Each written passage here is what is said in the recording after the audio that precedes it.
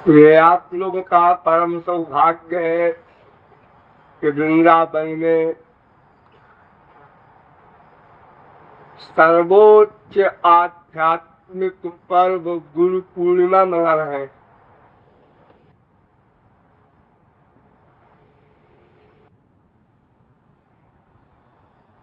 सर्वोच्च आध्यात्मिक पर्व मैं क्यों कह रहा हूँ, ये भी आपको पता चल जाए। इतने पर्व विश्व में है,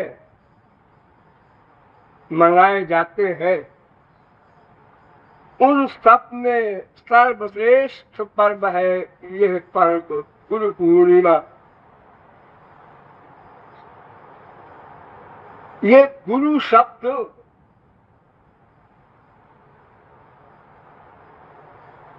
ऐसा विचित्र शब्द है जिसे अनादिकाल से अब तक हम लोगों ने नहीं समझा।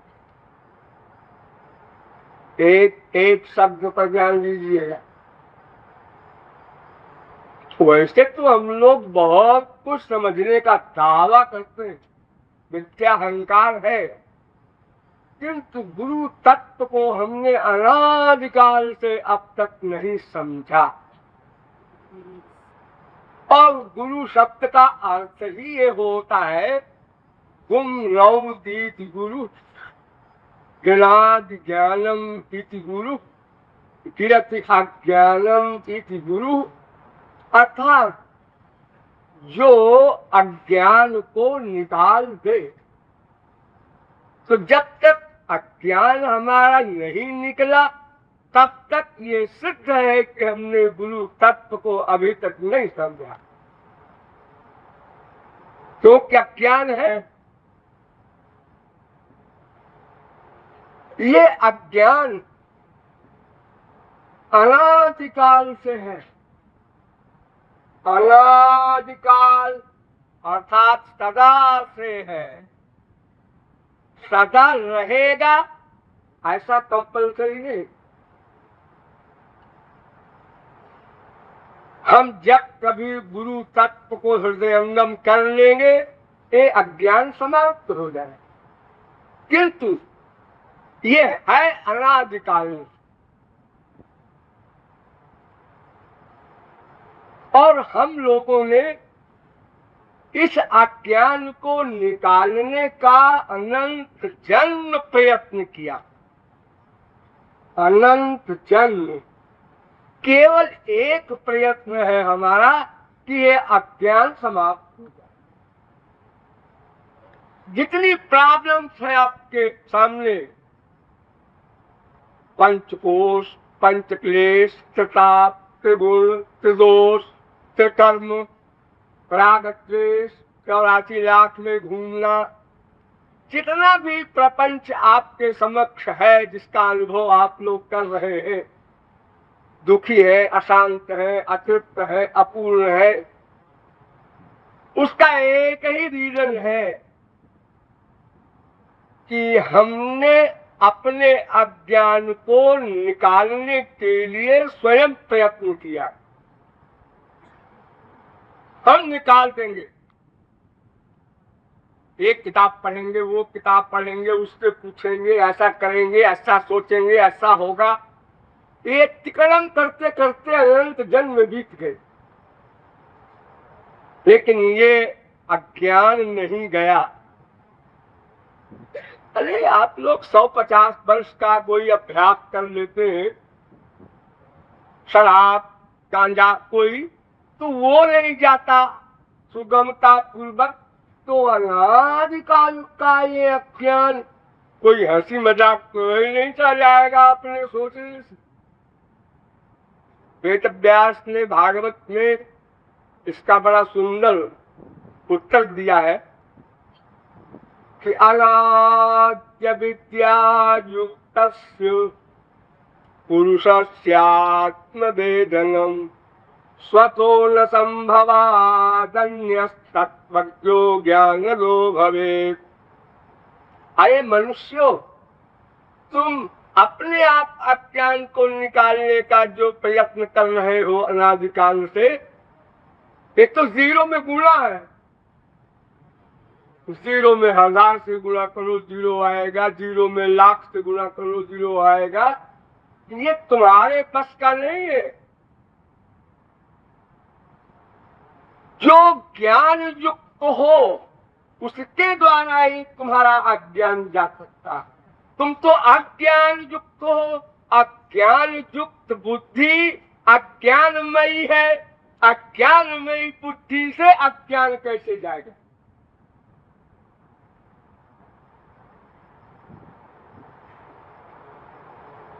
तो ये अनादिकाल का हमारा रोग है। भगवान से बहिर्मुख होने के कारण अनादिकाल से हम अज्ञानी है। क्या अज्ञानी है? तत्वज्ञानी नहीं है, तत्वज्ञानी नहीं है, तत्व का ज्ञान। तो कौन से तत्व का ज्ञान प्राप्त करना है? जिससे अज्ञान जाए।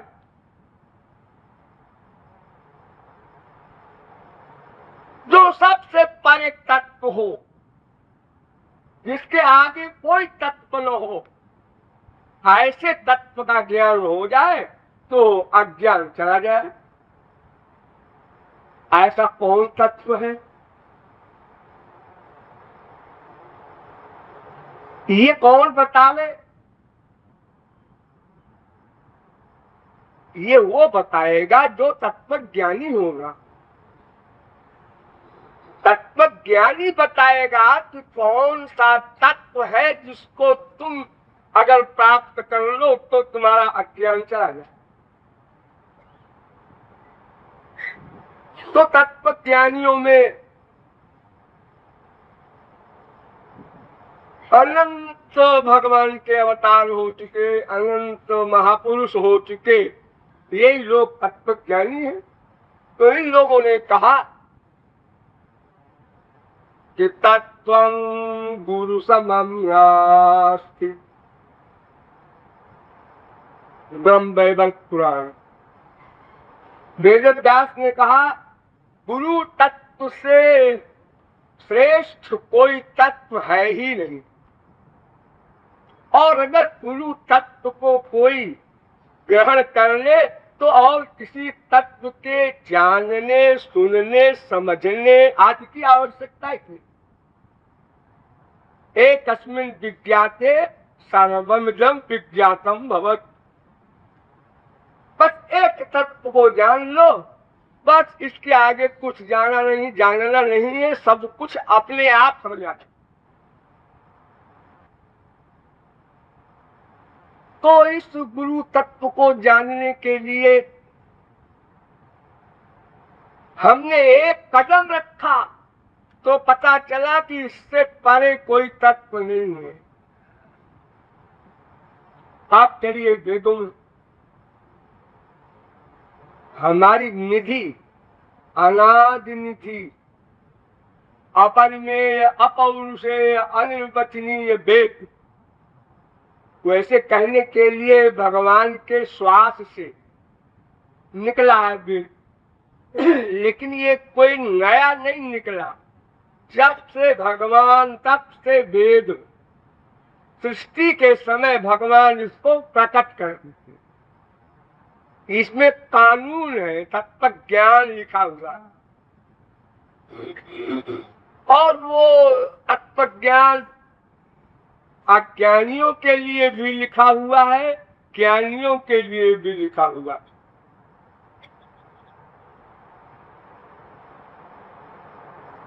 सबसे अधिक तत्व ज्ञान तो वेद में अज्ञानियों के लिए लिखा।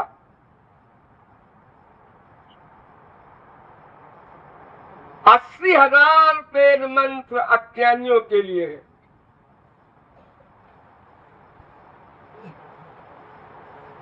वो क्या है? कर्मकांड,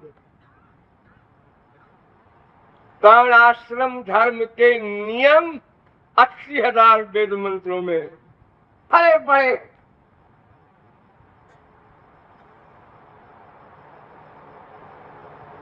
तो हमको तो अज्ञान समाप्त करना है, इसलिए 80,000 वेद मंत्रों को तो अलमारी में रख के लॉक कर दो। अरे भाई, हम जा रहे हैं बाजार में, हमको रसगुल्ला खरीदना है, रास्ते में हम पहले कपड़े की दुकान देखते हैं तो उसे आप फेरी देते हैं, इससे आपसे क्या मतलब? हमको तो रसगुल्ला चाहिए। इसलिए वेद के कर्मकांड भाग को तो आपको बिल्कुल छोड़ देना है। लेफ्ट टर्न नहीं, अबाउट टर्न, कोई मतलब नहीं उसका। वो तो खतरनाक है, उस चक्कर में जो पड़ गया और तो गया 84 लाख। महान प्यादी है वो, इसीलिए उसके लिए वेद कहते हैं प्रमूढ़ा। वो लोग तो घोर मूर्ख है, तो फिर वेद में लिखा क्यों?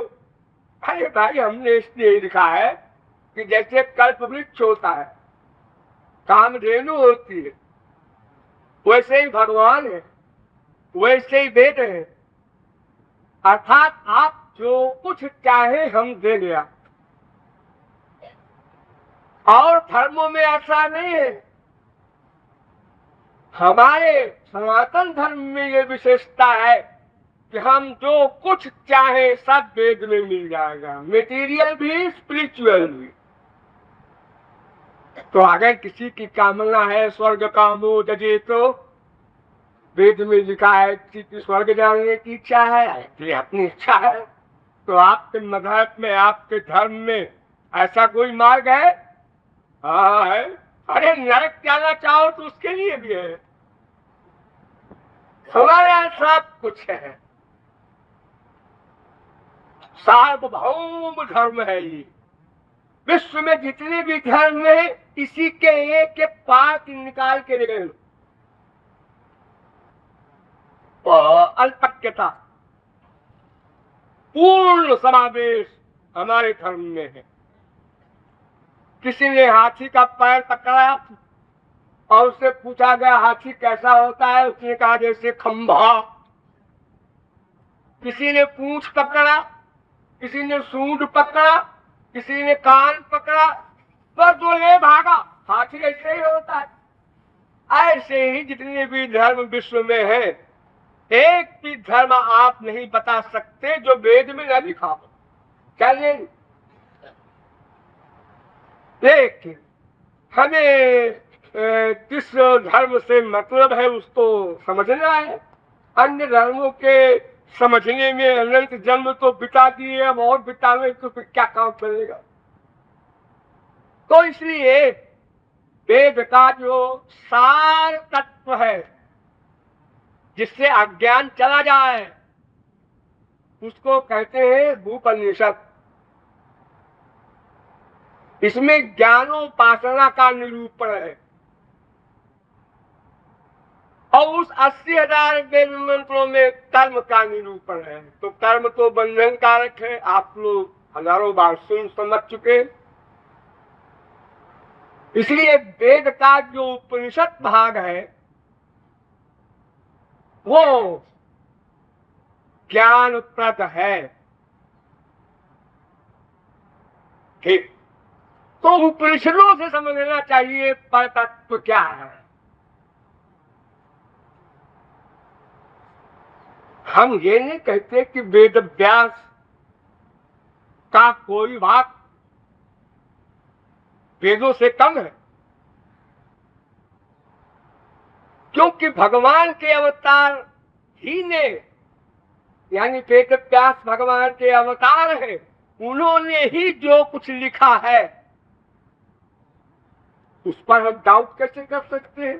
वो चाहे भगवान के मुख से प्रकट हुआ हो, चाहे महाभारत में श्री कृष्ण के मुख से निकला हो, और चाहे वेद व्यास ने, वो सब भगवान के ही मुख से निकला हुआ वाक्य है।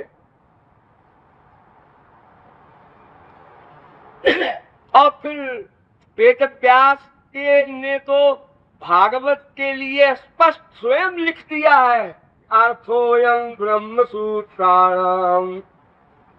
ये तो ब्रह्म सूत्रादि का अर्थ मैं लिख रहा हूँ भागवत, क्योंकि वो साधारण व्यक्ति उनको नहीं समझ सकता, तो मैं डिटेल में लिख रहा हूँ।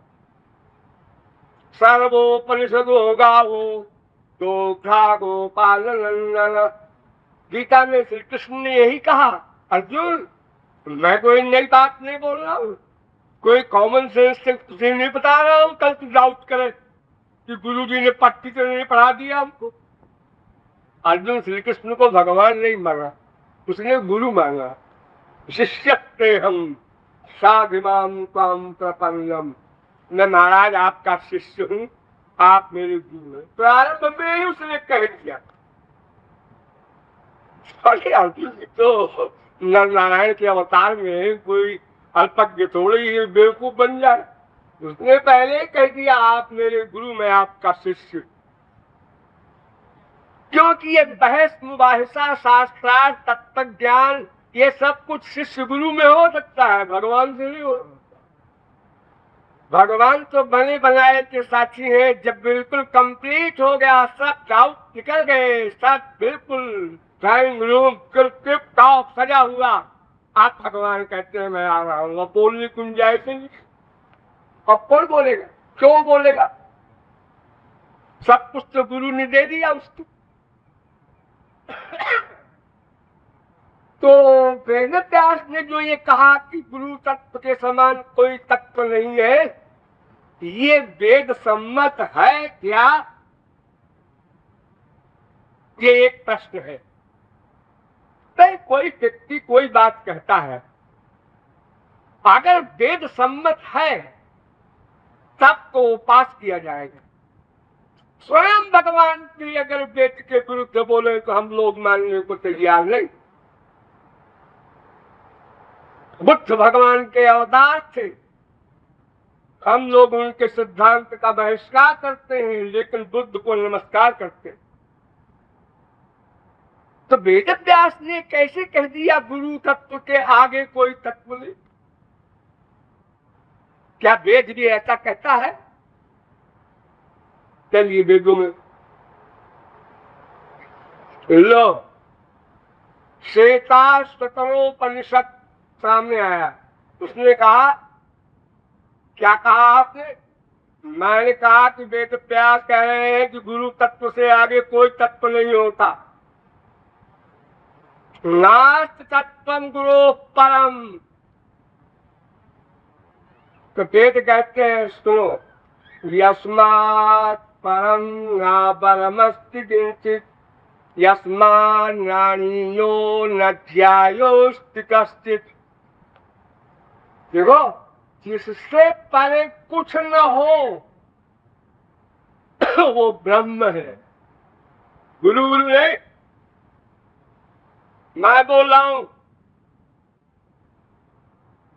श्वेताश्वतरोपनिषद, तमीश्वराणां परमं महेश्वरं तं देवतानां परमं च दैवतं पतिं पतीनां परमं परस्तात् पिताम देवं भुवनेशमीड्यम्। फिर श्वेताश्वतरोपनिषद ने कहा, अरे परम परस्तात्, वो परे से भी परे है, उससे परे कुछ नहीं होता। वेद व्यास की बात कर रही है, वेद है। एतदालंबनम परम कठोपनिषद, अक्षरम ब्रह्मजत परम कठोपनिषद। आदि पर तत्व तो ब्रह्म है, ब्रह्म से परे कुछ नहीं है। मैं कहता हूं ये कठोपनिषद कह रहा है। अक्षरात् परतः परः मुंडकोपनिषद, अक्षर से भी परे वो है ब्रह्म, उससे परे कुछ नहीं।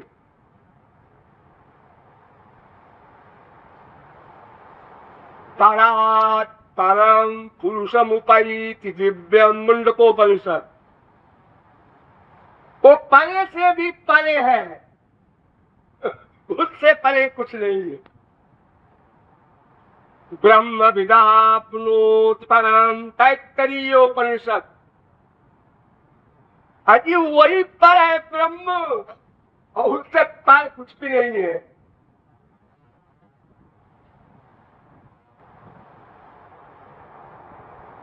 तत्वं नारायण परम, नारायणोपनिषद। भगवान ही बस तत्व है, उनसे परे कोई तत्व नहीं।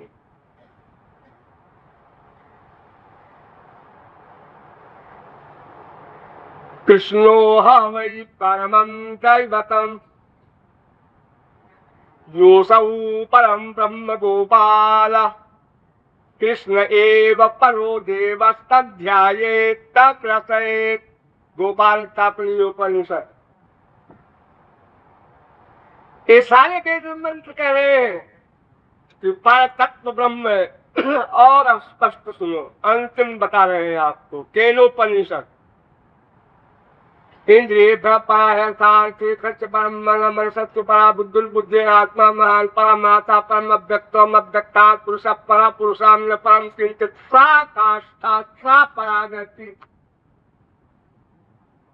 केनोपनिषद ने बिल्कुल स्पष्ट कर दिया, गधा भी समझ गया। उन्होंने कहा था देखो हम बतावे तुमको पर तत्व का निरूपण कैसे होता है। ये इंद्रियां हैं आपके पास, आंख कान, इंद्रियों से परे इंद्रियों के विषय, क्योंकि विषयों के अंदर में रहती है इंद्रिय, खिंच जाती हैं। परांच खान वचन स्वयंभू, वेद कहता है कि उन विषयों से परे मन, उससे परे बुद्धि, उससे परे आत्मा, उससे परे माया, उससे परे ब्रह्म, सा काष्ठा सा परागति, उसके परे कुछ नहीं है। मैं लिंक बना के बता रहा हूं।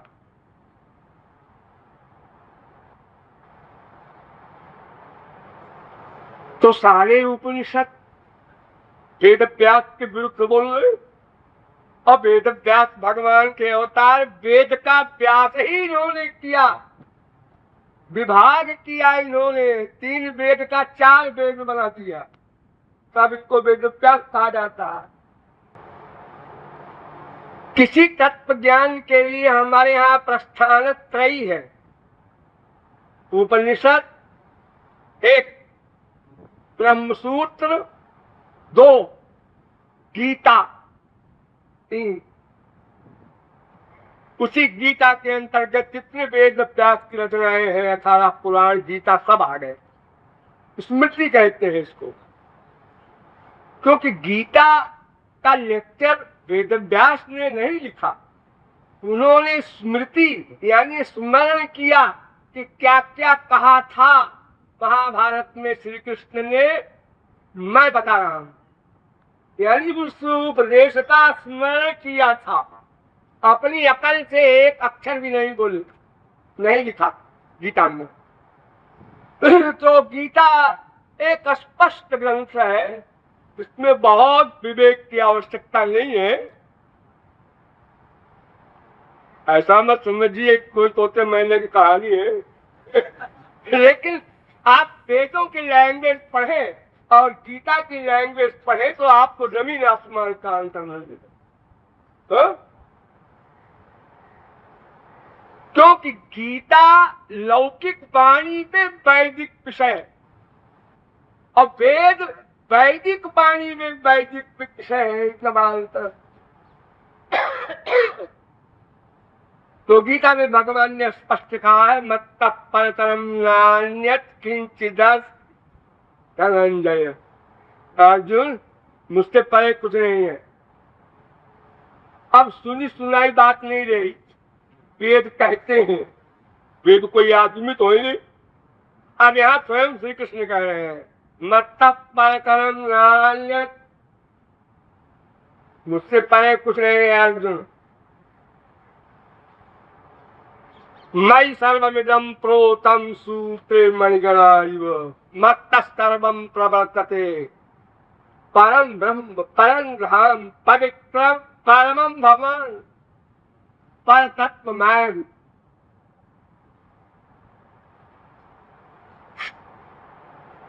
गीता में तो आप लोग तमाम पढ़े हुए सुने हैं, हजारों जगह। अथवा बहुनैतेन किं ज्ञातेन तवार्जुन विष्टभ्याहमिदं कृष्ण मेकांशेन स्थितोचन।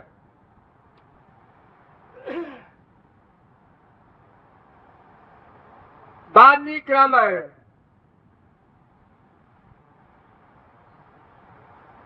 हमारे हिंदू ग्रंथों में उसका बहुत उच्च स्थान है। उसने भी कह दिया तुम ओंकार परात्पर, हे राम तुम ही ओंकार हो, तुम ही पर से परे हो। वासुदेवा परा प्रभु नारद पांचराग विद्यात्म पुरुषम परम मनुस्मृति। जितने इंपॉर्टेंट ग्रंथ हैं हमारे हिंदू धर्म में, सब एक स्वर से कह रहे हैं पराधप परस्यासौ तस्मान् नास्ति परात् परः।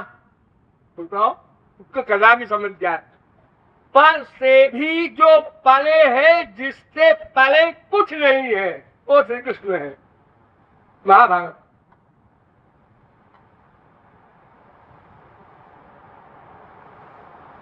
न देवा केशवात् परः, नारद पुराण। यानी भगवान से परे कोई तत्व है ही नहीं। ये सभी शास्त्र वेद एक स्वर से कह रहे हैं। और भागवत के बारे में तो आप हर स्कंद के हर अध्याय के हर श्लोक में पाएंगे।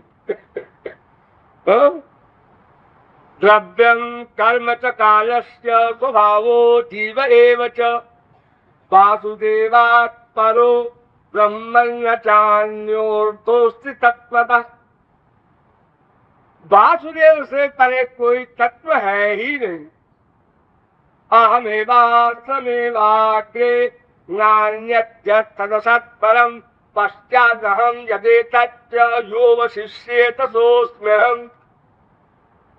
कृष्णमेनमदेहित्वोमात्मानमखिलात्मनां जगत्कृताय। तात्पर्य ये कि भगवान या ब्रह्म या परमात्मा एक तीन नाम है, इनके बराबर भी कोई नहीं है, तो इनसे पर क्या होगा। न तत्समस्याप्यधिकस्य दृश्यते वेद न त्वत्समोस्तभ्यधिकः कुतोऽन्यहिता स्वयं त्वसाम्यातिशयस्त्यधीशः। भागवत। अर्थात उनके बराबर भी कोई नहीं था, न है, न होगा, तो उनसे पर क्या होगा, सवाल भी नहीं। अच्छा, बराबर ही नहीं हो सकता कुछ। तो ये गुरु महाराज कहाँ से आ गए, जिनके लिए कह दिया गया कि उनसे परे कोई तत्व नहीं है। ये एक झगड़े की बात, यानी समझने की बात।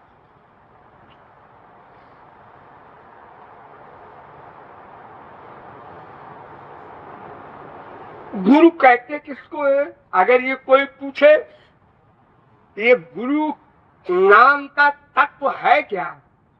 जीव। जीव जीव। और जीव होता क्या है?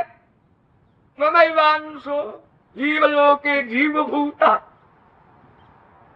चिन्मात्रं श्री हरेरंशो अंशो नाना व्यक्तदेशात्। ये भगवान का अंश है। ईश्वरंश जीवय अविनाशी। तो क्यों जी, भगवान का एक अंश है, जैसे सूर्य की एक किरण, जैसे समुद्र की एक बूंद। और आप कहते हैं इससे पर कोई तत्व नहीं।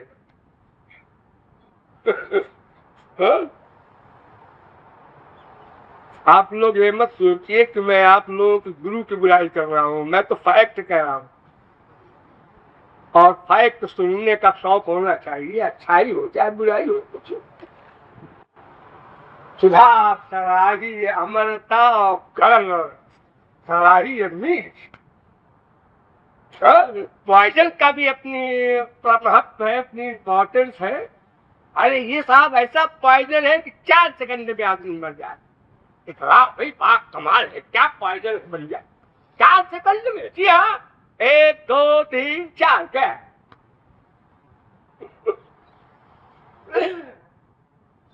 तो ये वेद व्यास के लिखने का सेंस क्या है? उसका सेंस ये है कि उसका उत्तर भी दे दिया वेद व्यास ने ब्रह्म वैवर्त पुराण में ही। गुरु भक्त्या समिलति, किसको आप पर तत्व कह रहे हैं? भगवान को, ब्रह्म को, परमात्मा को। वो गुरु के द्वारा ही प्राप्त हो सकेगा, गुरु के द्वारा ही प्राप्त होगा। इसलिए हम गुरु को पर तत्व कहते हैं। यानी उस गुरु के अंदर में है भगवान का ज्ञान। भगवान स्वयं किसी को ज्ञान नहीं दे सकता। देखो, हम लोग जिस अंतःकरण में बैठे हैं, अपने शरीर के अंतःकरण में, उसी में भगवान बैठा है।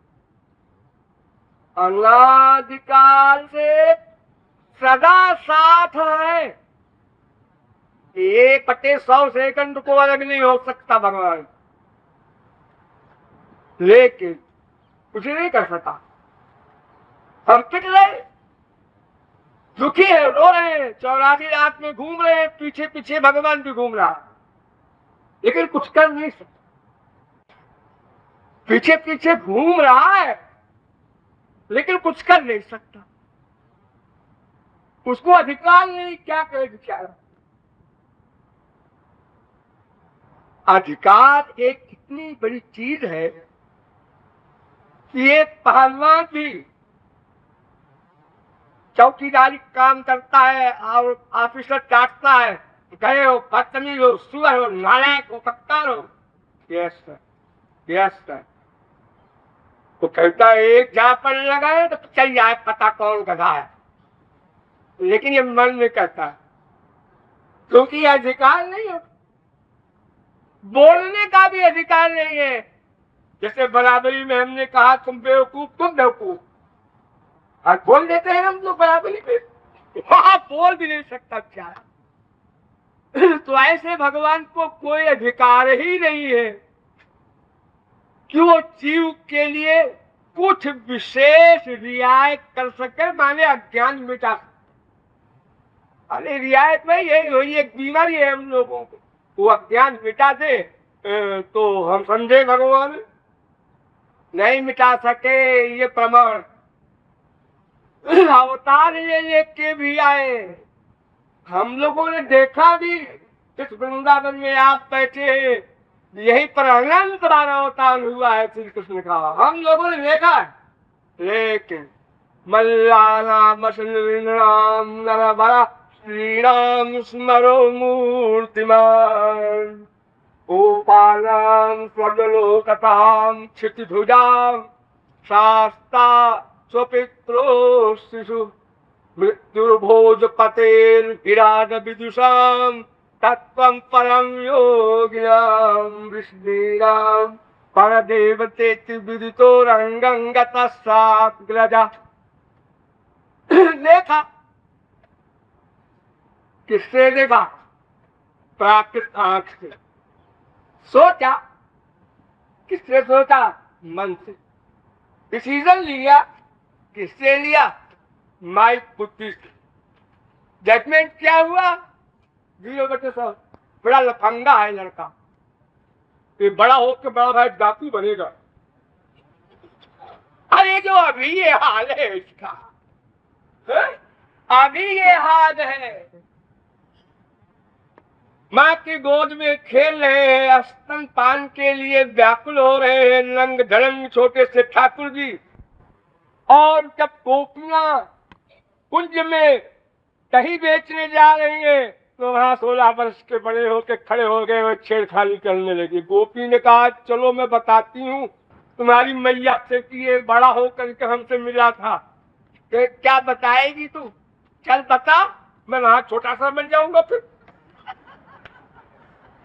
अरे क्या चलेगा, कोई ऐसे 420 को कौन पकड़ सकता?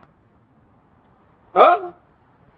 तो भगवान तो कभी किसी का आप कुछ भी नहीं कर सकते सिवाय इसके। आप कह सकते हैं कि भाई को मनुष्य शरीर दे दिया, हमारे कर्मों का हिसाब रखते हैं, कर्मों का फल देते हैं। अरे कर्मों का फल देने से हमारा कोई काम बनेगा? हमारा क्या तो गया नहीं। हम कर्म गंदे गंदे कर रहे हैं बंधन के, और भगवान उसका फल दिए जा रहे हैं। अरे कोई अच्छा कर्म करते और फल दे दे तो हम तू भी कहते।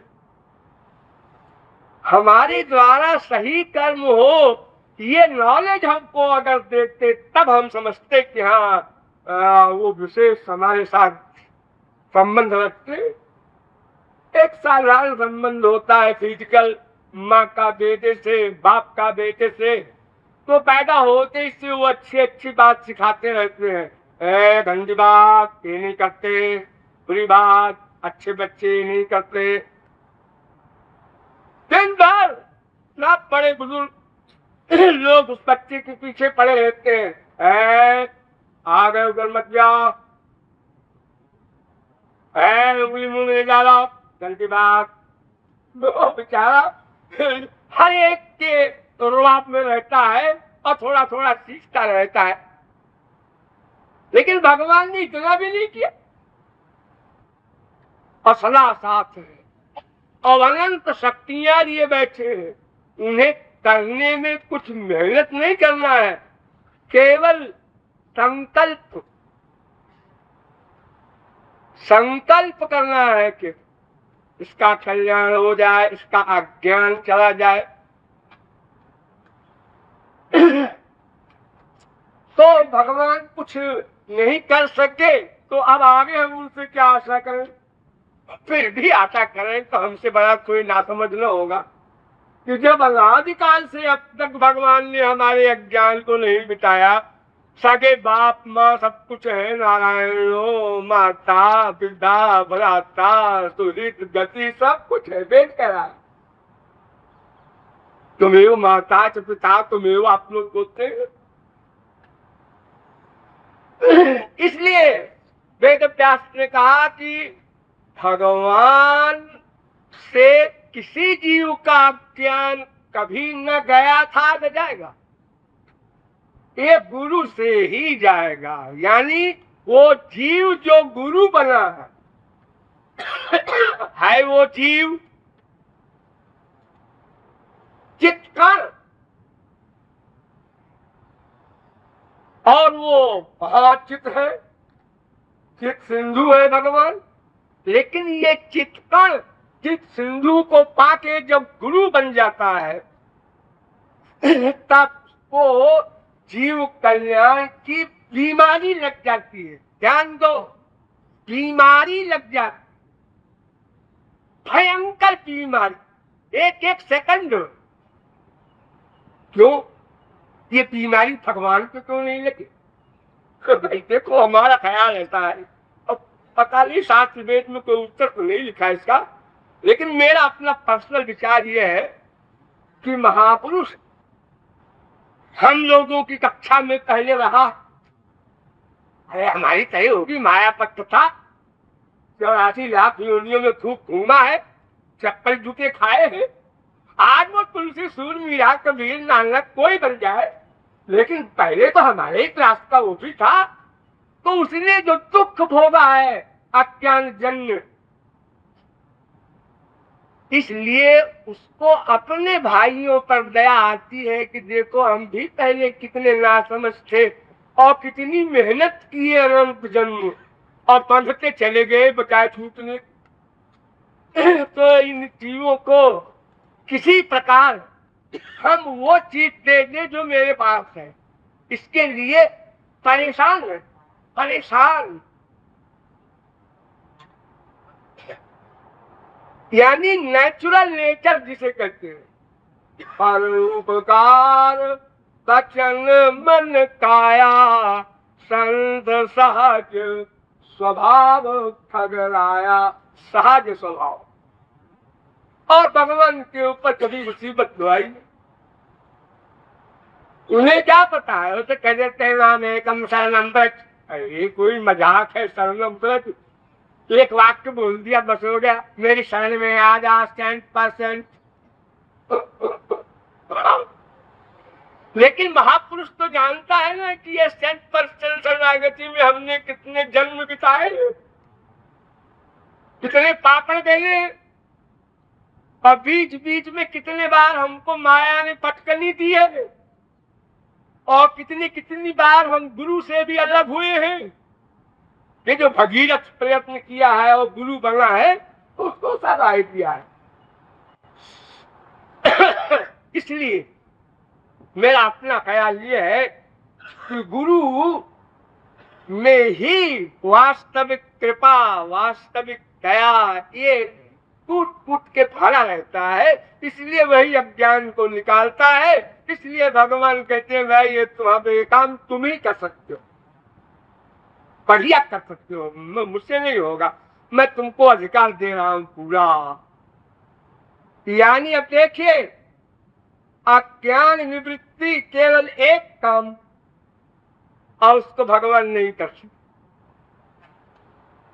आप चाहे उसको इस तरह से बोल दो कि भगवान ने गुरु को अधिकार दे दिया है, स्वयं अलग हो गए हैं, चाहे यूं बोल दो कि भगवान के बस का नहीं है इसलिए वो नहीं कर सकते।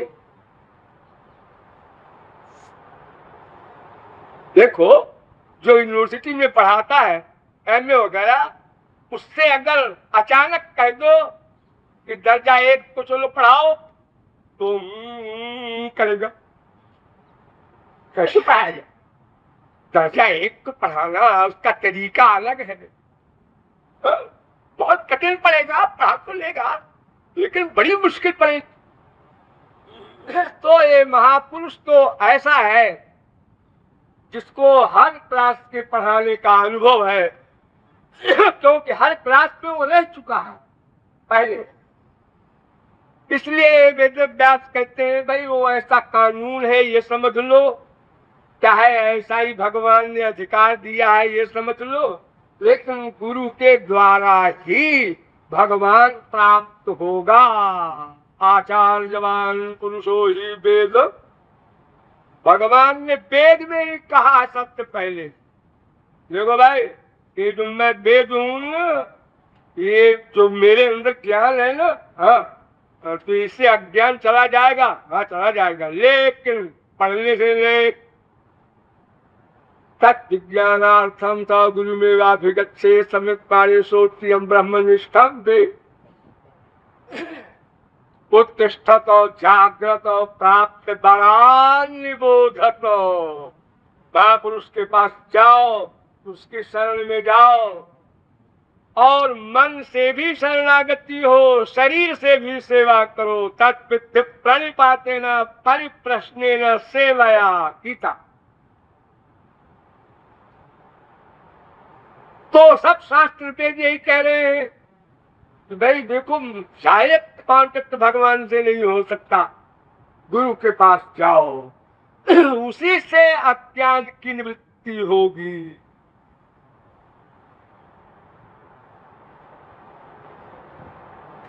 देखिए, भगवान की और गुरु की कोई शक्ति में अंतर नहीं है। सत चित आनंद, सच्चिदानंद नाम सुनते, जितना सत श्री कृष्ण के पास, उतना ही सत कुब्जा के पास। महापुरुष को भगवान जब दान करते हैं तो कुछ परसेंट अपने लिए नहीं रखते, सब कुछ दे देते हैं। वही सत्ता, वही चित्त माने ज्ञान, वही आनंद जो भगवान के पास अनादिकाल से अनंत काल तक है, रहता है, वही दे देते हैं महापुरुष को। उसी को गुरु कह देते हैं लोग, संत महात्मा कह देते हैं। तो गुरु के पास कोई एक्स्ट्रा चीज तो नहीं है, बल्कि भगवान के पास एक चीज एक्स्ट्रा भी है। एक चीज है, तो क्या? जगत व्यापार वर्जम वेदांत, यानी सृष्टि आदि करने का कार्य कोई महापुरुष नहीं करता या नहीं कर सकता या अधिकार नहीं दिया गया। लो आयमानि भूतानि जायन्ते येन जातानि जीवन्ति यत्पयन्त्यभिषं विशन्ति तद्ब्रह्म विजिज्ञासत्ववित् जन्माद्यस्य यतः वेदांत, यानी भगवान से ही सृष्टि होती है। तो वो सृष्टि का कार्य तो कोई इंपॉर्टेंट है ही नहीं इसको भगवान बेचारा करता है क्या? करना पड़ता है, ऐसा बोलो। जब कोई लड़की लड़का ब्याह करता है तो बड़ा खुश होता है, ब्याह हो रहा है, घोड़े पर बैठता है और बाजू बजते और लाखों रुपया नाटक होता है। और जब वो बाल बच्चे के बाद बाल बच्चे उसके हो गए 4-6 और सब गृहस्थी बन गई, बहू आ गई, ये आ गया, वो आ गया, और जो पाँव शुरू हुई रोज दिन भर घर में, तो कहता है भगवान मर गए। ये 4-6 में आप ऐसा बोलते हैं, हे भगवान मुझे उठा दो। अरे कितने लोग तो आत्महत्या का प्लान भी बना लेते हैं। आप सब लोग समय समय पर। तो भगवान को इस जीव के, क्या अनंत जीवों के ये सब उबड़ खाबड़ अज्ञान के निंदनीय कर्मों को नोट करना पड़ता है बेचारा। उस पर क्या करे, मजबूर है। सृष्टि करेगा तो ये भी करना पड़ेगा। आप ब्याह करेंगे तो बाल बच्चों का सब चप्पल जूता खाना पड़ेगा, तो पड़ेगा। फंस गए आप तो आप नहीं जा सकते, भाग नहीं सकते। ऐसे भगवान है, सृष्टि न करे आप ठीक है, हमने ब्याह नहीं किया ठीक है, अब काय के बाद बच्चे काय का प्रपंच में जाए, कोई अपना राधे राधे करके।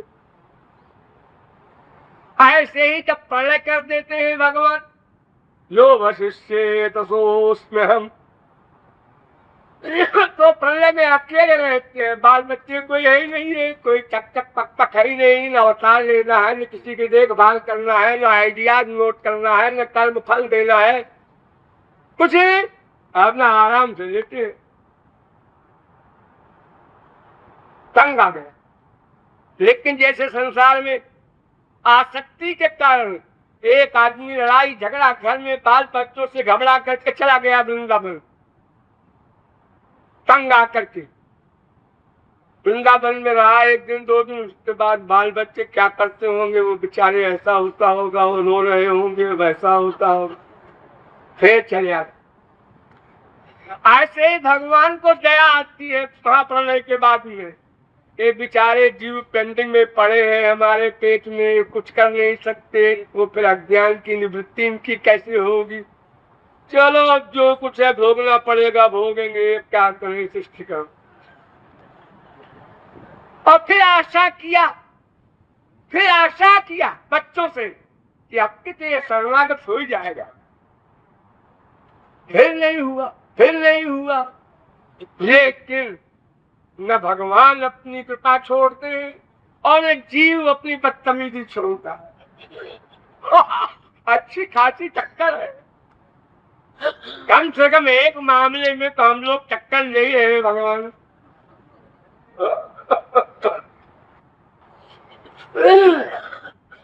तो वेद व्यास ने कहा गुरु भक्त्या समिलति, वो गुरु भक्ति से ही मिलेगा। ये वेद भी कह रहा है, गीता भी कह रही है, हर ग्रंथ कह रहा है, और उसका रीजन भी मैंने आपको बता दिया। इसलिए गुरु तत्व को पर तत्व कहा जाता है। और इसीलिए भगवान ने स्थान स्थान पर जो सबसे इंपॉर्टेंट ग्रंथ है, अब उस तरफ चलते हैं आपको, भागवत। देखो ये भागवत ग्रंथ जो है, इसके जो रसिक हैं वो वेदों की निंदा करते हैं, सुनने में खराब लगेगा आपको, निंदा माने। हे क्या मैंने बताया था ना अभी कि 80,000 वेद मंत्र कर्म कांड लिखे हैं, उनको क्या किया। अब आ गए 20,000 में उपनिषद में। अब देखिए उपनिषद की बुराई। श्रुतमप्यौपनिषदं दूरे हरिकथामृतात् यन्न सन्ति द्रवच्चित्त कंपाश्रुपुलकादय। वेदव्यास कह रहे हैं दूर से नमस्कार करो उपनिषद को, दूर से, बुराई न करो। दूर से नमस्कार का मतलब बुराई तो होता है, और क्या होता है। हमारी दुनिया में तो ये कहते हैं लोग, अरे भाई उनकी बात कर रहे हैं, अरे उनको दूर से नमस्कार है।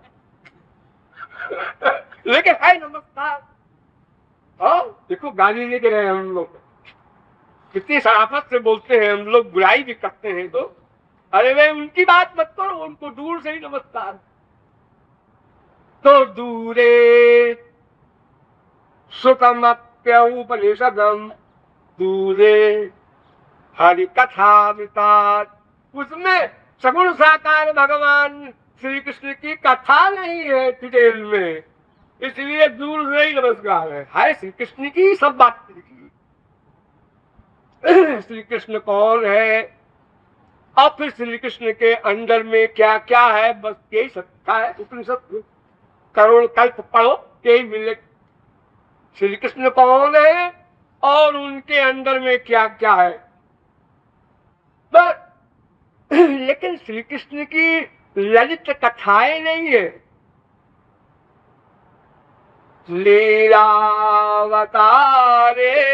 कृष्ण जन्मवास्यात् संध्यां गिरतां बिभ्रियान्नधीरः। जिस ग्रंथ में श्री कृष्ण की लीला रस कथा न हो वो वाणी संध्या है, बांझ है। जैसे बांझ स्त्री की दुनिया में निंदा होती है, ऐसे ही वो निंदनीय है। इसलिए मैं कह रहा हूँ वेद के लिए दूर से ही नमस्कार है। मृषा गिरस्ता ह्यसती रसत कथा न कथ्यते यत् भगवान घोक्षज। भागवत वो वाणी मिथ्या वाणी है, चाहे वो वेद हो, चाहे शास्त्र हो, चाहे कुछ हो। और वो कथा व्यभिचारिणी है, असती है। इसमें श्री कृष्ण की चर्चा लो, बड़ा ज्ञान है, अरे भाग में जाए ज्ञान। उस ज्ञान का परिणाम तो है ही नहीं, खाली ज्ञान है। परिणाम होना चाहिए ना। एक भूखा आदमी, उसके सामने 50 किताबें ला कर रख दो, पाक शास्त्र, रसगुल्ला ऐसे बनता है, जलेबी ऐसे बनती है, पेड़ा ऐसे बनता है, और 4-6 लेक्चरर बिठा दो, वो लोग समझाने बैठे, अरे भाग में जाए तुम्हारा ज्ञान। अरे हमको लाओ खाने को, तो भूखे। अनंत जन्म सुनते रहे हम लोग, सुन सुन के कान पक गए, लेकिन जब तक हमारा काम न बने तो फिर ऐसे ज्ञान से क्या लेना देना। लेकिन ठीक है, नथिंग से समथिंग अच्छा है, ये मेरा मत समझ लेगा। लेकिन वास्तविक लाभ के दृष्टिकोण से महापुरुष कह रहे हैं कि भाई भागवत ग्रंथ के समान कोई ग्रंथ विश्व में नहीं, न था, न है, न होगा। नमस्कार सबको है, ठीक है, अपनी अपनी कक्षा के अनुसार। गौरांग महाप्रभु से जब राय रामानंद का चार विमर्श हुआ तो गीता की पूरी फिलॉसफी तो बहुत पहले काट दिया गौरांग महाप्रभु। उन्होंने कहा है जो सर्वधर्मान परित्यज्य मामेकम शरणम व्रज, तुम बता रहे हो गीता का अंतिम ज्ञान तो बच्चों का है, हमें नहीं सुनना। सुनने नहीं, क्यों? अरे ये तो पाप से डरे हुए अर्जुन के लिए ज्ञान दिया गया और फिर उसका चल निकाल दिया। बस इतनी सी बात सारी गीता में, और है क्या। पहले अध्याय में अर्जुन कहता है इसको मारेंगे पाप लगेगा, मैं नहीं मारूंगा, मैं ऐसा राज्य नहीं चाहता। भगवान ने कहा देख तुम मन मुझ में लगा के और इस काम को कर तो तुझे पाप आप नहीं लगेगा। अच्छा महाराज तो ठीक है लड़ेंगे। बस ये सारी गीता ही नहीं है, और क्या क्या है। करोड़ कल्प गीता पढ़ो और क्या लिखा है। तो वो मुक्ति दे रहे हैं श्री कृष्ण अर्जुन को। अहंसाम सर्वपापेभ्यो मोक्षयिष्यामि। बड़ा कमाल कर रहे हैं। मोक्षयिष्यामि गीता की अंतिम फिलॉसफी और भागवत की अनुप्रजाम हम नित्यम पूये ये। श्री कृष्ण कहते हैं मैं भक्तों के पीछे पीछे चलता हूँ, गोपियों के पीछे पीछे चलता हूँ कि उनकी चरण धूल मेरे ऊपर पड़े, मैं पवित्र हो जाऊं। ये भागवत बताओ कितना बड़ा तो भागवत कहती है नाहमित्या प्रजातिभ्याम तपसो कसमेन च तुष्येयं सर्वभूतात्मा गुरु शुश्रूषया यथा। भागवत इज्जा पूजा पूजा तमाम दिन बाद किए जाओ। अष्टयामी प्रजातिभ्याम मंत्र ले कान ठुकाओ। गुरु पूर्णिमा के दिन लाखों लोग जेले बनते। ये प्रजाति तपसा ज्ञान इकट्ठा करो तमाम शास्त्रों वेदों का ब्रह्म का। उपसम सगुण साकार भगवान में भी निष्ठा कर लो। तो भी श्री कृष्ण कहते हैं मैं इससे खुश नहीं होता, मुझे खुश करना है तुम लोगों को। अरे बिना मेरे खुश हुए तो तुम्हारा काम बनेगा नहीं। तो तुझसे मैं इन सब चीजों से संतुष्ट नहीं होता। गुरु शुश्रूषया गुरु की सेवा से मैं प्रसन्न हो जाता हूं। तो मेरा एक नाम मत लो।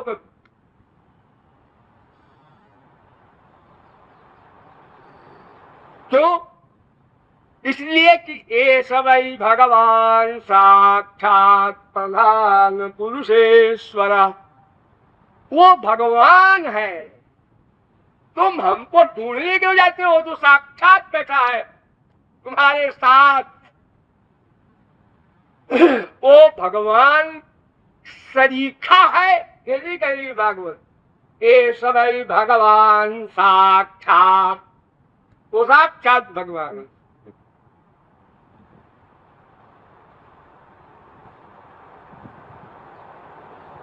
और अगर उस गुरु में तुमने माइक बुद्धि की तो मर्त्या सद्धि सुतम तस्य सर्वम कुंजल शौचवत्। जितनी तुमने कमाई की है स्पिरिचुअल, मेरी भक्ति की हो चाहे कुछ भी की हो, सब मटिया में बने। मत की बुद्धि ना ले पावे। इसलिए भगवान ने बार बार भागवत में कहा आचार्यम माम विजानीयात्। आचार्य मेरे गुरु को मेरे बराबर मत मानो। ये समझो मैं ही हूं, बराबर बराबर नहीं। तो है ही नहीं है। जने भेदा भावात्। नारद जी ने इसके लिए एक सूत्र बना दिया कि उसमें और उसके जन्म में कोई भेद नहीं रह जाता। वो सारी शक्तियां उसके पास ही है। तो भागवत के अनुसार तत्र भागवतान धर्मान शिक्षेत गुरुवात्म दैवता। भागवत यानी गुरु को आत्मा के समान मानो और इष्ट देव के समान मानो। अब तो समझ में आया आत्मा के सम्मान का मतलब क्या। आत्मा की आत्मा, जैसे आप आत्मा है, आपका सर्वेंट शरीर है, इंद्रियां नौकर है, मन नौकर है, बुद्धि नौकर है, दिन रात आपकी सर्विस कर रहे हैं। ऐसे आपकी आत्मा गुरु।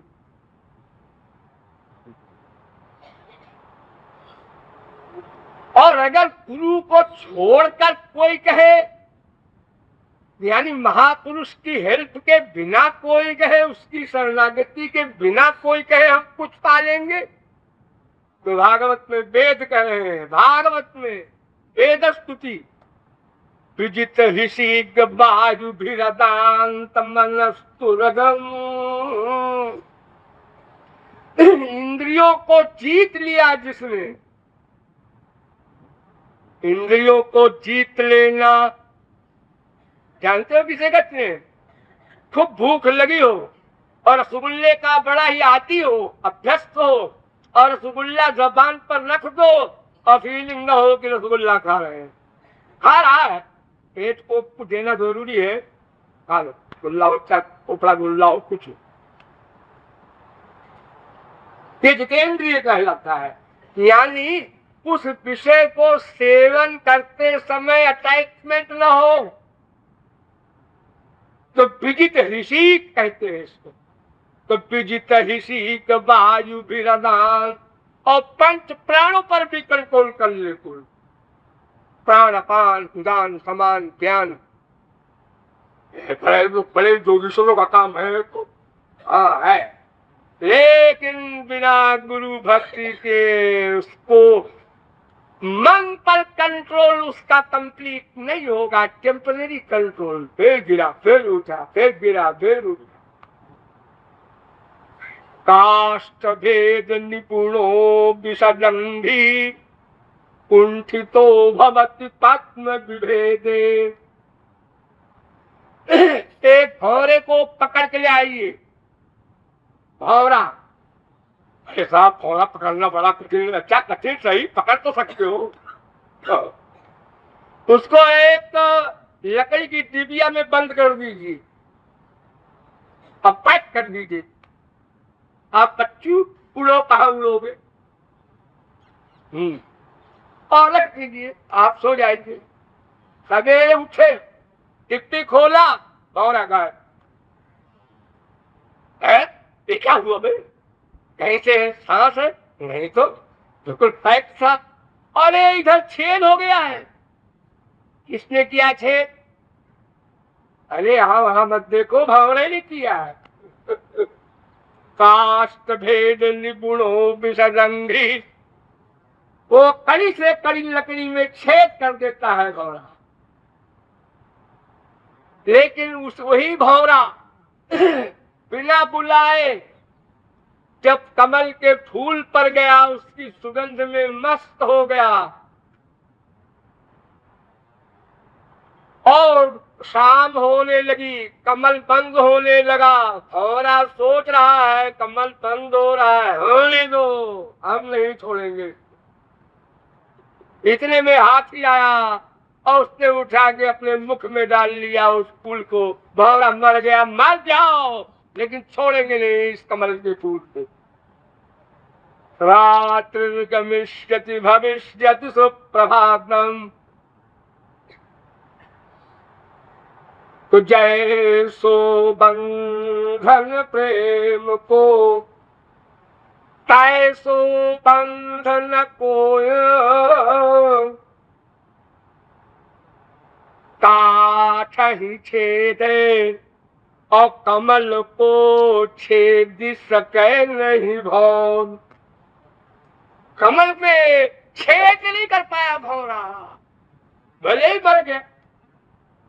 तो ये गुरु भक्ति रूपी जो ये विशेषता है, इसके द्वारा तो हम अज्ञान को, माया को, सबको समाप्त कर सकते हैं। लेकिन अपनी साधना के बल से कितनी डिग्रियां ले ले। अरे विश्वामित्र का आपने सुना होगा, नया स्वर्ग बना दिया। नया स्वर्ग यानी भगवान की सृष्टि वाला काम भी करने लगे। एक शंकु राजा के पीछे झगड़ा हो गया वशिष्ठ से, विश्वामित्र से, उसके लिए नया स्वर्ग बना दिया। लेकिन मन पर कंट्रोल नहीं कर पाए। विश्वामित्र फरसा लेकर के वशिष्ठ को वध करने के लिए उनके आश्रम के पीछे जाके छुप गए। सृष्टि करने की शक्ति रखने वाला भी हम सर नहीं झुकाएंगे वशिष्ठ को, गुरु नहीं बनाएंगे किसी को, हम तपस्या के बल से सब कुछ कर लेंगे। लेकिन पड़ गए, गड़बड़ गए। तो उसी समय अचानक, अरे क्या जान पूछ के, अरुंधति वशिष्ठ की स्त्री, ये महापुरुषों की बातें हैं, ये बुद्धि में नहीं आएंगी। अरुंधति वशिष्ठ की सगी बहन है और उनकी बीवी भी है। ब्रह्मा की लड़की है वो, ब्रह्मा के लड़के हैं वो। तो अरुंधति ने पूछा अपने पति से कि इस समय विश्व में सबसे बड़ा तपस्वी कौन है? तो इतनी दुश्मनी जिससे थी विश्वामित्र से, 1000 बार हमला किया विश्वामित्र ने वशिष्ठ से के ऊपर, और हर बार हारे। और हारने पर यह भी कहा, ब्रह्म तेजो बलम बलम, ब्राह्मण है इसलिए हमसे जीत जाता है, हम क्षत्रिय है इसलिए हार जाते। उन्हें विश्वामित्र को देखिए कि वशिष्ठ की हत्या के लिए फरसा लेके छुपे हैं और ये सुन रहे हैं कि अरुंधति क्वेश्चन कर रही है वशिष्ठ से, वशिष्ठ उत्तर दे रहे हैं, सबसे बड़ा तपस्वी इस समय विश्वामित्र है। ये सुनते ही बुद्धि में बैठ गई बात। अकस्मात कभी बैठ जाती है बात किसी के मस्तिष्क में, कब बैठ जाएगी पता नहीं। इसीलिए शास्त्र कहते हैं आवृत रसिक उपदेशात् ब्रह्मसूत्र, बार बार गुरु का उपदेश सुनते रहो, सुनते रहो, सुनते रहो, पता नहीं कब बैठ जाए तो लग जाए। देखो वही वाक्य स्त्री पति बाप बेटे हमेशा बोलते रहते हैं, लेकिन कभी कभी लग जाती। आप लोग कहते हैं ना, बात लग गई, बड़ी अंदर घुस गई है, उसको फीलिंग होती है, ये मतलब।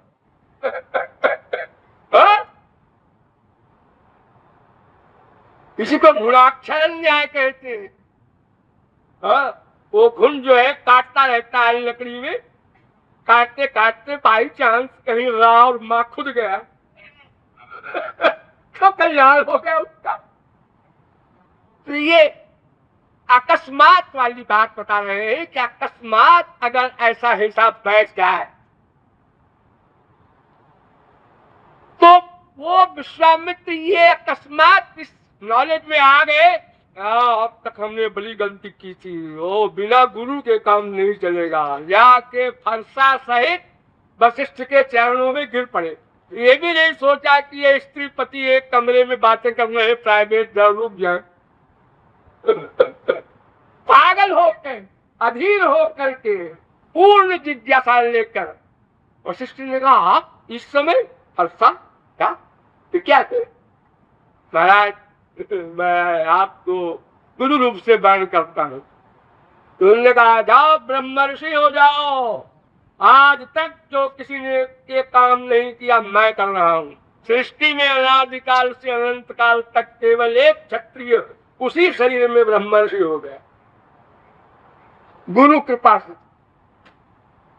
तो भागवत कहती है, विजित ऋषि वायु भी, ऐसा व्यक्ति भी गुरु कृपा के बिना, गुरु शरणागति के बिना अज्ञान नहीं मिटा था। अगर आपको लोग कहें टेम्परेरी, तो टेम्परेरी अज्ञान की निवृत्ति तो आपको रोज होती है गहरी नींद में। जब आप लोग गहरी नींद में सो जाते हैं तो आप ज्ञान हो जाता है ना, ज्ञानाभाव, कोई ज्ञान नहीं। आप सो के उठते हैं तो कहते हैं न किंचित् अहम् अवेदिशम्, आज तो मैं ऐसा सोया पता ही नहीं चला। सुषुप्ति अवस्था, गहरी नींद। तो मदभिज्ञं गुरुं शान्तमुपासीत मदात्मकम्, भागवत। नरोधयति मां योगो न सांख्यं धर्म बुद्धव, न स्वाध्यायस्तपस्त्यागो नेष्टा भूतम न दक्षिणा यथा वरुंधे सत्संग सर्वसंगा पहो हिमाम भाग। महापुरुष की शरणागति के बिना, गुरु की शरणागति के बिना कोई भी सांख्य योग धर्म तपश्चर्या कुछ भी करना लो, ये माया निवृत्ति नहीं हो सकती और कोई उपाय ही नहीं है इसकी। अन्य मार्ग हो, दो हो, तीन हो, चल गए, इधर चले जाओ, उधर चले जाओ।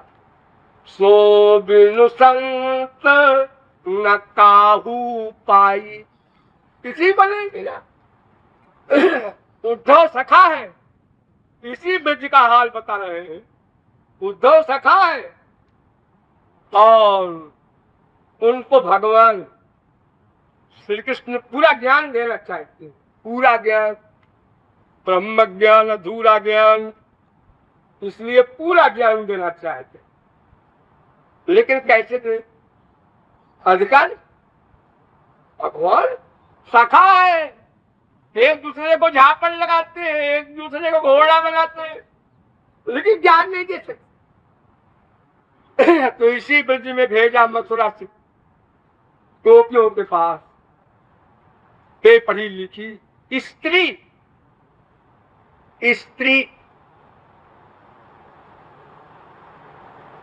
संसार में कोई पुरुष किसी स्त्री को सरेंडर करे, ये सहसा नहीं होता। अहंकार है इतना बड़ा, मैं औरत के आगे सर झुकाऊंगा,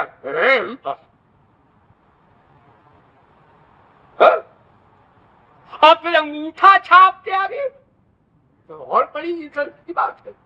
और फिर ज्ञानियों में टॉप करने वाला व्यक्ति, थ्योरेटिकल मैन नहीं, लेकिन वो जो कायदा है, जो कायदा है। तो भगवान ने कहा ये तो उद्धव खपती मानेगा नहीं। तो उन्होंने कहा उद्धव ऐसा है कि जाके उनको ज्ञान दे आओ। तो बेचारी अज्ञान युक्त है, वो हमसे प्यार करती है, फिजिकल प्यार, शारीरिक प्यार, और शारीरिक प्यार तो मिथ्या है, उद्धव बन जाती। तो ये सब ज्ञान दे आओ उनको कि तुम आत्मा हो, आत्मा ही परमात्मा है। किसका ज्ञान, कौन सा ज्ञान, कहाँ ज्ञान? ये तो ऐसा है कंठ चामी करवत, कंठ चामी करवत एक लॉजिक है, यानी गले में कंठी पहने हैं और चिल्ला रहा है, कंठी कहाँ है हमारी, कहाँ रख दिया, बदतमीज महाराज जी आपके घर हो। बस यही तो है ब्रह्म ज्ञान, और क्या है? कोई ब्रह्म है जो अपने को शरीर मानता है, पुरुष मानता है, स्त्री मानता है, ब्राह्मण क्षत्रिय वैश्य मानता है, बंगाली पंजाबी मद्रासी मानता है, क्यों मानता है? तेरी नाथ तो आत्मा है, आत्मा परमात्मा है। ये सब ज्ञान दे आओ। तो लगा ये तो ठीक है, बिल्कुल ठीक, मतलब इसमें सम्मान है। करोड़ों गोपियों के पीठ पे जगत गुरु बन के बैठेंगे, वहां लेक्चर भी से क्या बुरा। अगर श्री कृष्ण कहते उनके चरणों में गिर करके मन का भी सरेंडर करना होगा, खाली खोपड़ा पटकने से गुरु कृपा नहीं होगी। तब तो उद्धव कहते कि श्री कृष्ण तुम्हारा छिछोरापन नहीं गया, ये जवाब देते। तो अरे सखा को भला कौन छोड़ेगा? तो बिना गुरु कृपा के भगवान कुछ भी नहीं कर सकते। ये मैं बार बार इशारा कर रहा हूं कि डायरेक्ट कॉन्टेक्ट भगवान से हो ही नहीं सकता।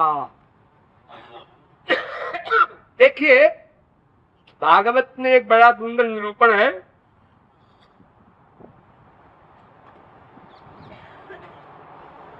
पांचवें स्कंद के 19वें अध्याय का 20वां मंत्र है। भागवत में कहीं कहीं गद्य भी है। पूरी भागवत में तो पद्य ही पद्य है, लेकिन कहीं कहीं गद्य भी है। तो अपवर्ग का लक्षण किया है भागवत में।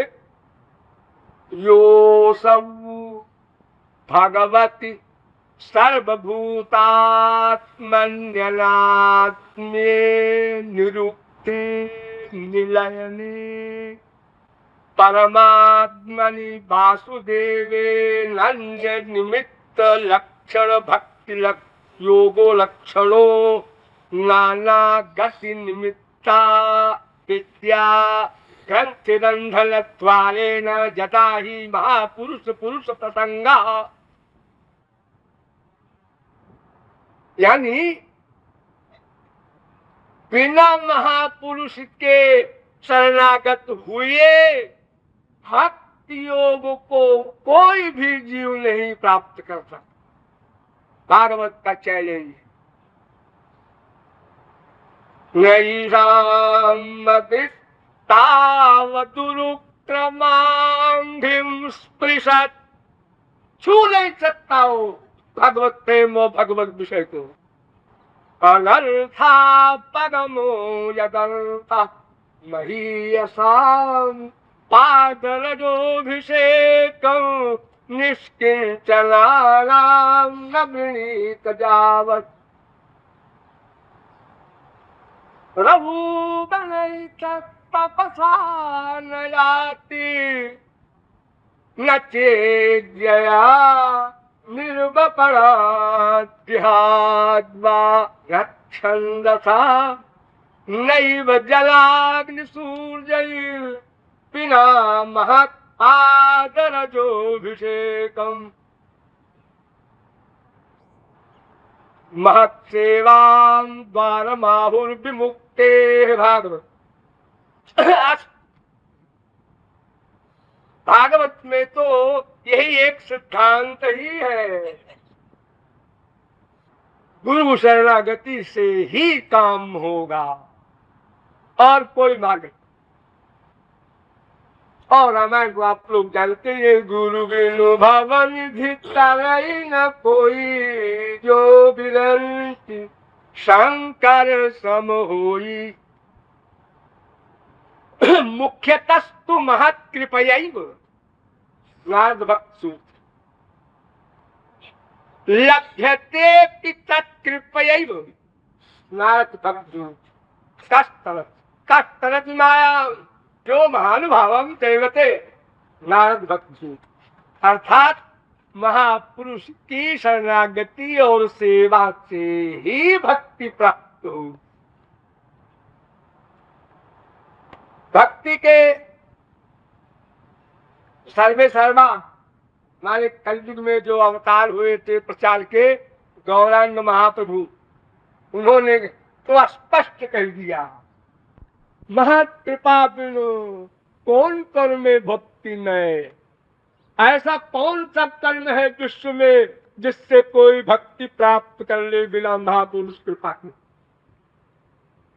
भ्रमिते भ्रमिते यदि साधु वैद्य पाए, तारो उपदेश मंत्रे निशाची पौलाए। कृष्ण भक्ति पाए तबे कृष्ण निकट जाए, ताते कृष्ण भजे तरे गुरु सेवन। साधु संग साधु संग साधु संग कहे। कृष्ण भक्ति जन्म मूल है, साधु संग 50 जगह। बिना महापुरुष कृपा के भक्ति के प्राप्त करने का प्रश्न ही नहीं है। अनंत साधनाएं कोई किए जाए, बहुजन्म करे श्रवण कीर्तन, इससे कुछ नहीं होगा।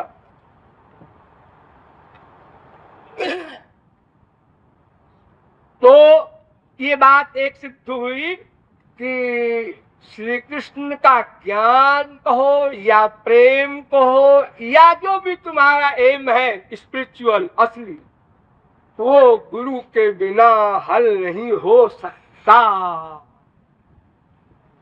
और मैं तो ये कहता हूं कि आप लोगों ने जो पहला अक्षर सीखा है का, ये भी बिना गुरु के नहीं हो।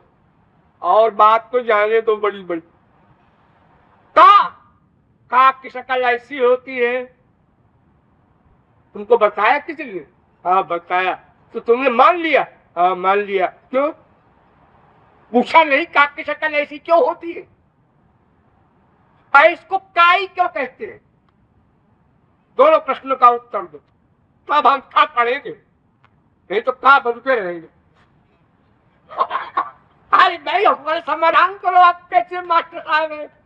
इसकी शक्ल का की ऐसी ही क्यों होती है, पहला क्वेश्चन। इसको का ही क्यों बोलते हैं, दूसरा क्वेश्चन। टीचर कहता है ऐसा है, बस है, मान लो। ये क्या बात है, आप समझा नहीं पा रहे, कहते हैं मान लो मैं ऐसा शिष्य नहीं हूं, जबरदस्ती मान लो। अंधविश्वासी नहीं हूं मैं, अंधविश्वासी। हाँ, मैं दृष्टि विश्वासी हूं। टीचर को कहना पड़ेगा अब आप जाइए अपने घर, मैं आ रहा, आप सीखिए। हाँ, एक अक्षर का ज्ञान गुरु के बिना नहीं हो सकता, और हम लोग अहंकार लिए घूमते हैं, अरे बिना गुरु के भी सब चल जाएगा। हमारे ये खोपड़ा जो है कब छोड़ो, ये 4 अंगुल की खोपड़ी जो है, रात भगवान और गुरु साहब तो रिजेक्ट कर चुके हैं अनंत बार। भगवान के अवतारों को देखा है, भगवान भगवान नहीं है, संत महात्मा है, ये क्या कहते। हर जन्म में हर समय हमने यही किया और फल भोगते रहे। भोगे कोई बात नहीं, लेकिन ऐसे झुकने वाले नहीं।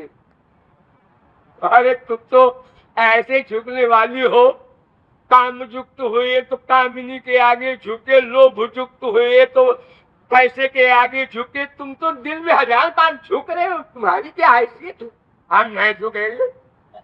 जो आदमी कामना का गुलाम है, देखना सुनना सूंघना रस लेना स्पर्श करना, जो इन बीमारियों का मरीज है, वो क्या दावा करता है कि हम सर नहीं झुकाएंगे। तू तो गुलाम 24 घंटे। तुम्हारी स्थिति है क्या? हाँ, माया की गुलामी करनी पड़ेगी, वो स्वीकार है सहर्ष। और भगवान लोग गुरु की गुलामी से कहते हो कि भाई ऐसा है कि इतनी गंदी भावनाएं अनादिकाल से जमी हुई है, थोड़ी अच्छी बनती है फिर आ जाती है। तो भी एक बात बताते हैं लोग कि नेहरू गए पागल खाने में, तो वहां जो पागलों का इंचार्ज था उसको बुलाया, उससे बात किया, तुम कहाँ रहते हो, तुम्हारा नाम क्या है, तुम्हारी क्वालिफिकेशन क्या है, सब सही सही बता दिए। तो नेहरू ने जेलर से कहा ऐसे क्यों बंद कर रखा है? तो बेचारा जेलर क्या बोले, डर के प्राइम मिनिस्टर क्या किए। तो इतने में उसी पागल ने कहा आपकी तारीफ। जेलर से पूछ रहे हैं नेहरू के लिए आपकी तारीफ। नेहरू ने कहा मैं पंडित नेहरू हूँ। अच्छा अच्छा, ये जो सामने कमरे में रहता है अपने को गांधी कहता है, इसी में तुम भी चल जाओ। तो जेलर ने कहा कि देख लिया था, ऐसे ही पागल है, ठीक रहता फिर गड़बड़ हो जाता। ऐसे ही हम लोग जो ईश्वर की ओर चले भी, गुरु की ओर चले भी, श्री कृष्ण की ओर चले भी, चले फिर वहीं आ गए। लेकिन मैं भी कुछ हूँ। आज गुरु जी की बात इतनी मान लिया बहुत है, पूरी की पूरी मानो, ऐसे बेवकूफ नहीं है। यानी इतनी गड़बड़ भीतर है कि हम शास्त्र की बात, भगवान की बात, गुरु की बात कुछ और कुछ, हाँ नहीं 50-50, कुछ तेरी कुछ मेरी चलेगी, केवल तेरी नहीं चलेगी। अगर केवल तेरी चला दिए तो फिर हमारा काम बन जाएगा परलोक वाला, वो हम बनाना नहीं चाहते। इतनी बढ़िया दुनिया छोड़े कैसे? इतना यहाँ बढ़िया अनेक प्रकार का रस है। एक मौलवी से पूछा एक सलाबी ने कि मौलवी साहब आपके वहाँ खुदा के भीड़ है, क्या है, चहल पहल कुछ है, और दोजख में क्या है, नरक में? तो उन्होंने कहा अरे दोजख में तो भीड़ है भयंकर, और आप खुदा के यहाँ से इन्हीं के लिए फकीर जाते हैं, नमाज पढ़ते रहते हैं। तुमने कहा तो बड़ी बोरियत होती होगी, आपने को वही अच्छा है। रोजक वो पिता उसको एक कष्ट मिला, वो चिल्लाया, वो हंसा भी बीच बीच में, ये सब एंजॉयमेंट बढ़िया है हमारी दुनिया में। अगर हमने पूरा मान लिया 100% और लक्ष्य प्राप्त हो गया तो फिर संसार में आना नहीं पड़ेगा। तो ये सब अभ्यास जो कुछ हमारा पुराना है सब बिगड़ जाएगा। इतने दिनों का बनाया हुआ कमाया हुआ हमारा हिसाब किताब न बिगड़े, ये ध्यान रखते हैं, समझता रहे। तो अब आप लोग समझ गए कि गुरु के बिना हमको ईश्वरीय लक्ष्य संबंधी कोई भी विषय नहीं। यानी पहला है नॉलेज, थियरी, तत्व ज्ञान, वही नहीं हो। श्रुति पुराण बहु कहु पाई, हमने पढ़ा, लेकिन छूटे ना अधिक अधिक अनुठाई। और उलझते चले गए, तर्क वितर्क कुतर्क अतितर्क, भर गया खोपड़ी में शंकाओं का ढेर। जितना शास्त्रों को पढ़ा, जो थोड़ी बहुत दीनता नम्रता थी वो भी गई। अब मंदिर में खड़े होकर अहंकार से बोलते हैं सहस्त्र शीर्षा गुरु का सहस्त्राक्ष। कुछ लड़ रहे भगवान क्या वेद मंत्र बोल रहे हैं। अरे वेद मंत्र बोलने का एक तरीका नहीं है, अहंकार को तो पहले निकालना है। तो क्या तुम्हारी भाषा में बोलो, लेकिन अहंकार तो विपरीत विषय है। तेरा जब सुनीचे न बनना है तो दिल से बढ़कर न बनना है। और आप लोग समझ गए होंगे कि गुरु तत्व इसलिए पर तत्व कहा गया कि महापुरुष से ही जीव का लक्ष्य हल होगा। हमारा मतलब हल होगा गुरु से, भगवान से नहीं होगा। बाकी भगवान और गुरु में कोई भेद नहीं है, वो छोटा वो बड़ा ये सब कहना तो ऐसे विरोध का है। संत महात्माओं ने कहा है ऐसा, राम तेजिक राम कर दासा। इसका मतलब ये नहीं है तुलसीदास अपने लिए कह रहे हैं कि मैं संत हूँ और राम से बड़ा हूँ, मेरी भक्ति किया करो सब लोग। उनका कहने का मतलब इतना है खाली कि हम उनके आभारी हैं। उन्होंने इतना परिश्रम करके हमको ज्ञान दिया और हम की ओर ले गए, इतना परिश्रम किया हमारे साथ अकारण, क्योंकि उनके दिए हुए ज्ञान आदि के समान हमने कोई सामर्थ्य तो दिया नहीं और दे भी नहीं सकते। हमारा शरीर गंदा, मन गंदा, बुद्धि माँ से अल्लाह क्या देंगे? हमारे पास देने के लिए क्या है भगवान को, महापुरुष को? वो अगर कोई चीज हमारी ले लेता है तो हमारा सौभाग्य, और हम ये समझते हैं हमने दिया। अरे तुम क्या दोगे? तुम्हारा शरीर भी तुम्हारा नहीं है, तुम भी तुम्हारे नहीं हो। तुम चेतना नाम एको बहुनाम, वेद कहता है ये आत्मा को चैतन्यता जो प्राप्त होती है वो भी भगवान की शक्ति से हो। तुम्हारी पर्सनैलिटी भी नहीं ले सकती बिना भगवत कृपा। और कौन बड़ी बड़ी बात करे? इसलिए गुरु तत्व पर गंभीरता पूर्वक विचार कर और गुरु की शरणागति स्वीकार करनी चाहिए। गुरु के विषय में तो वेद व्यास ने एक बड़ा सुंदर निरूपण किया है। विहित्वापीन्द्रियैरर्थान् न द्वेष्टि न काङ्क्षति विष्णोर्मायामिदं पश्यन् स वै भागवतोत्तमः। यानी भागवत संत महात्मा गुरु में भी सर्वश्रेष्ठ वो है, और जो न कहीं द्वेष करता है न किसी की कामना करता है, लेकिन संसार के सब विषय ग्रहण करता, सब चीज ग्रहण करता है इंद्रियों से। विहित्वापीन्द्रियैरर्थान्, यानी सेवन करते हुए भी अटैचमेंट उसमें न हो, मुझ में हो। ये भागवतों में भी श्रेष्ठ भागवत है, श्रेष्ठ संत है।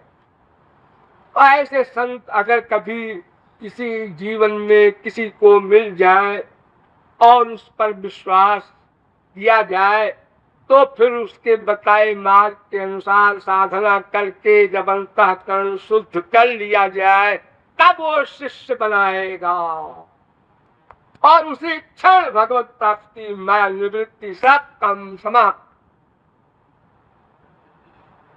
ये सब गुरु शरणागति से ही होगा। ये जो भक्ति आप लोग श्री कृष्ण की करते हैं, करना यही है, लेकिन नंबर एक गुरु का रखना है। वेद कहता है यस्य देवे परा भक्तिर यथा देवे तथा गुरु। एक बड़ी सुंदर सी बात बताएं आपको, हमको बड़ी पसंद है। भागवत में प्रथम स्कंद में पहले अध्याय में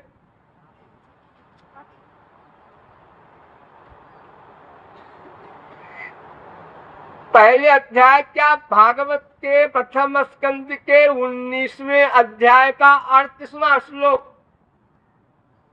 पहला क्वेश्चन किया परीक्षित ने सुखदेव परमहंस से। पहला क्वेश्चन श्रोतव्यमथो जप्यम यत्कर्तव्यम निभि प्रभो स्मर्तव्यम भजनीयम वा ब्रूहि यद्वा विपर्जयम्। बढ़िया क्वेश्चन। महाराज ये बताओ क्या सुनना चाहिए, क्या सुनना चाहिए, क्या सोचना चाहिए, क्या करना चाहिए, मनुष्य का कर्तव्य क्या है, ये क्वेश्चन। उत्तर दिया सुखदेव परमहंस ने तस्मात् भारत सर्वात्मा भगवानीश्वरो हरि श्रोतव्य कीर्तितव्यश्च स्मर्तव्यश्चेच्छता भयम्। दूसरे स्कंद के पहले अध्याय का 5वां श्लोक।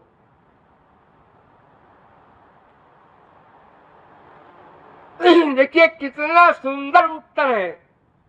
3 चीज बताई तो गई है। नौधा भक्ति आप लोगों ने सुना होगा 1000 बार, लेकिन हम आप लोगों को 3 भक्ति बताते हैं। इस पर ध्यान न दिया हो आपने शायद। नौधा भक्ति में 3 भक्ति मैंने छांट लिया है काम की, वही आप लोगों को हम सिखा रहे हैं इतने वर्षों से। वही 3 बता रहे हैं सुखदेव परमहंस।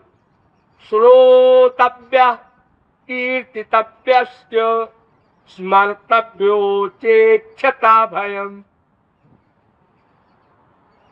और इसी अध्याय में फिर आगे कहा तस्मात् सर्वात्मना राजन्,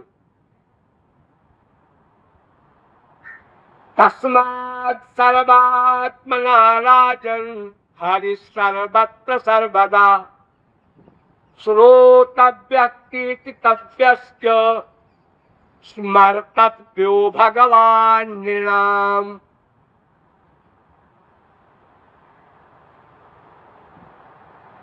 यानी ये 3 प्रकार की साधना बता रहे हैं सुखदेव परमहंस 2 श्लोकों में, एक ही अध्याय में। सुनना चाहिए, कीर्तन करना चाहिए, स्मरण करना चाहिए। ये 3 भक्ति आप लोगों को हम बताते हैं और इसी के साथ चला रहे हैं। श्रोतव्य इस समय आप लोग सुन रहे हैं भागवत विषय।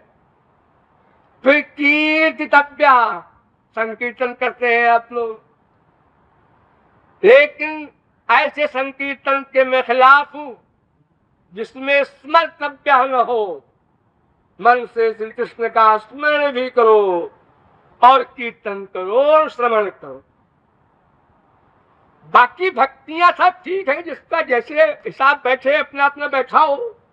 लूटने के तरीके अलग अलग सबके होते, लेकिन ये तीन भक्ति प्रमुख है, तो इन्हीं तीन भक्तियों के द्वारा गुरु आपको ले चलेगा और हर प्रकार की हेल्प शरणागति की लिमिट के अनुसार करेगा। जब अंतःकरण शुद्ध हो जाएगा तब वो दीक्षा दान वगैरह करेगा, अर्थात वो दिव्य प्रेम दान करेगा, तब जीव कृतार्थ होगा। तब समझ में आएगा हाँ हाँ गुरु तत्व सबसे पर तत्व है, क्योंकि हम भक्त पराधीन, भगवान भी उसके अंदर में रहते हैं। जिस तत्व के अंदर में भगवान रहे उस तत्व से परे कौन तत्व हो सकता है। इसलिए ऐसे गुरु तत्व को हम अच्छी प्रकार समझकर स्वीकार करें और उसके अनुसार अपने लक्ष्य को प्राप्त करें। शेष फिर कभी बोलिए जगत गुरु श्री कृष्ण भगवान की।